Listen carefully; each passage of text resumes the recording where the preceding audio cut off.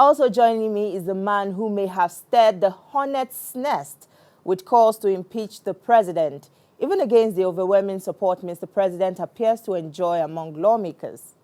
It's good to have you on the program. The leadership of the House is unhappy about the recent moves you made and your resolve to have the president impeached. Does this worry you? If the leadership is not happy with me, I'm sorry about that. But you must know that as a parliamentarian, my loyalty and my allegiance is first and foremost to the people of Obiakpo Federal Constituency who elected me and to Nigeria as a whole, then before you talk about the leadership. So if it is on the issue of the call on Nigerians to urge their representatives to wake up and commence an impeachment process, I don't think that I need to apologize to anybody on that issue because I still stand on that. I think that with due respect to Mr. President, who is our father, the father of the nation, who is a statesman, who has actually sacrificed for this country, and we respect him so much, but he is not fit for purpose. That's just the position we have taken as a caucus, and this position is born out of complaints from our constituents, from Nigerians, and indeed, things that we can feel and see that is happening in the society. We need to salvage our country. It's in the larger interest of Nigeria that something happens and happens quickly. You are also accused of having thwarted the president's coming to the National Assembly on the invitation of the House. Are you responsible for this? I would not want to say the House. I would not even want to say the leadership because I know that the Speaker of the House, Right Honorable Femi Gbajabiamila, is very experienced. He's a seasoned parliamentarian and a seasoned lawyer. He's been the minority leader, he's been the majority leader, and before he became Speaker of the House. So there are things that are too pedestral that I don't think that the Speaker will be part of. I want to take it that he's the House leader, perhaps because he wants to curry favor that is going this route. You cannot say that the House, it's of the opinion that I truncated the visit of Mr. President. It's not possible. The Attorney General of the Federation came up days before the scheduled visit to tell Nigerians that we do not have the power to invite Mr. President. And I think that that is the reason for which he did not come. The President is not a coward. The President cannot refuse to come to the National Assembly because there is a call on Nigerians to urge their representatives to commence impeachment process. A process that has not even started. And this is a democracy, for Christ's sake. So what's wrong with that? That's the figment of the imagination of those who are saying that I could not have planned to embarrass the president. That's not the intention at all. It's not possible. And let me also say that I'm a parliamentarian and I've been here for 10 years. So I know the rules. You know, the impression created, it's, oh, PDP caucus, we want to embarrass president, we want to insult him, we don't have respect for the office of the president. That is far, far, far, far from the truth. But we are interested in this country. This country must survive. Nigeria is almost dovetailing towards a failed state, a state where nobody can be sure of his or her security. And the essence of any state, the purpose of any nation, is the security of the lives and properties of persons in that state. Where we can no longer guarantee that as a government, I'm part of the government of today. If we cannot guarantee that as a government, then the state has failed. And that is what we do not want to happen. You and a few PDP members seem to be alone on this mission, seeing that the recognized leadership of the minority caucus is not with you on this. How does this make you feel? Of course, no Nigerian would tell us that for the past 16 years that what we're experiencing today is being the same in the past 16 years. There is no country without issues of security. But when it gets to a level where government can no longer manage the situation, that's our concern, that's our worry. It's not the same in the past 16 years. So nobody can say, the PDP has been in power for 16 years, so what did you do? Let me also take us back to memory lane.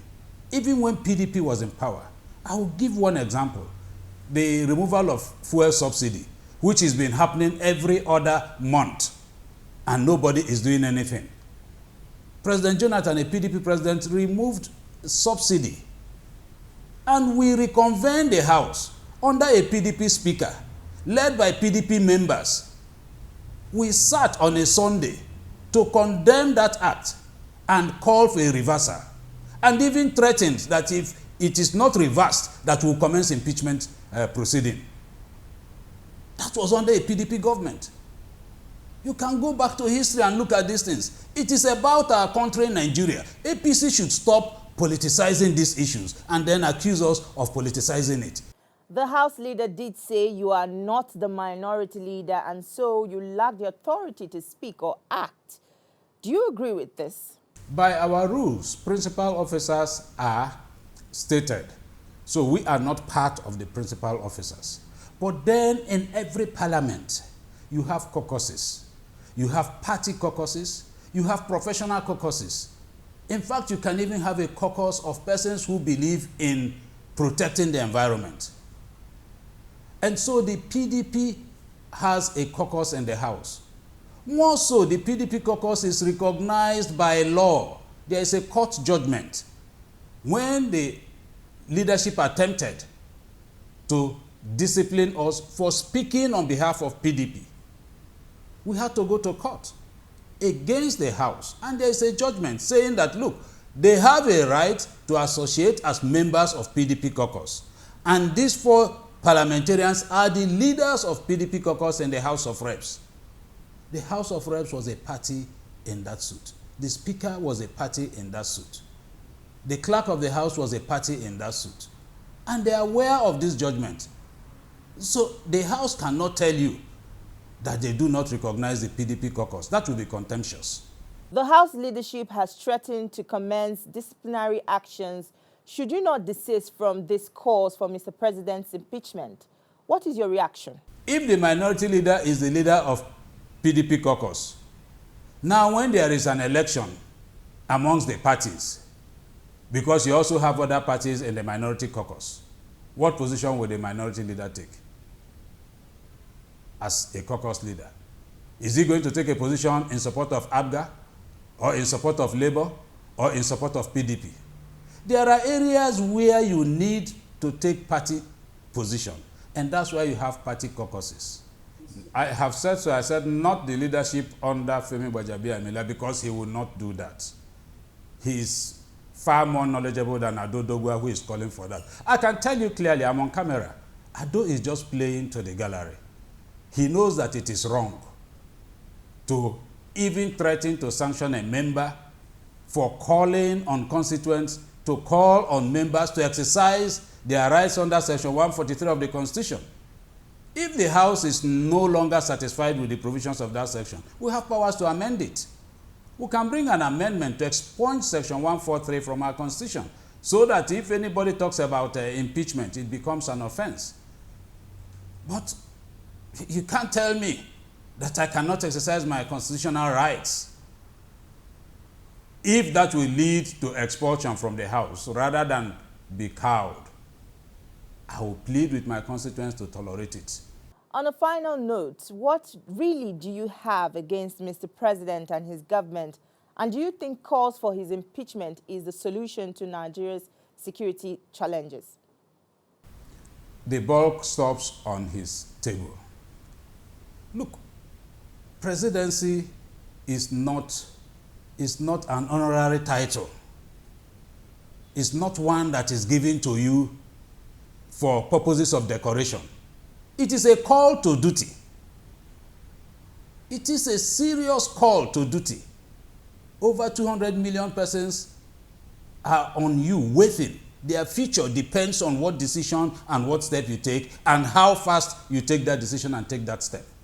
So I think that the ball is on his table. That is where it ends. We have called on him as a parliament to change the service chiefs, bring in other Nigerians that are also competent. The service chiefs, yes, they are competent, but they've stayed there. Almost all of them are due for retirement.